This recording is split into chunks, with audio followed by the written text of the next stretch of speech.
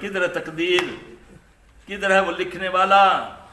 گھر سے نکلنا پڑھ کے یہ بسم اللہ توکلت علی اللہ لا حول ولا قوت الا باللہ، دیکھیں تجھے کوئی سوئی بھی چوب جائے تو پکڑ لینا مجھے، گارنٹی ہے نا محمد صلی اللہ علیہ وسلم کی۔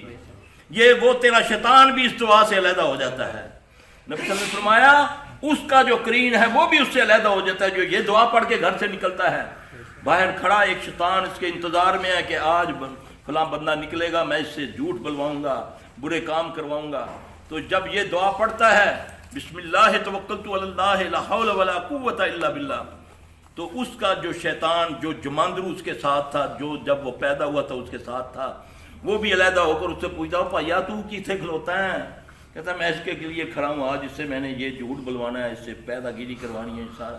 کہتا ہے میں اس کا شیطان ہوں جو اس کے ساتھ پیدا ہوا، اس نے ایسے لفظ کہے ہیں کہ میں نے آسمان سے ایک آواز سنی ہے کہ اے بندے تو میری امان میں آ گیا۔ یہ نبی صلی اللہ علیہ وسلم کی بات ہے، میری نہیں ہے۔ آتی ہے کتنے پڑھتے ہو؟ نہیں جی ایتھے تاگا بن دو، ایتھے تویز پا دو، ایتھے کڑا پا لو، ایتھے چھلا پا لو، ایتھے امام دامن بن لو۔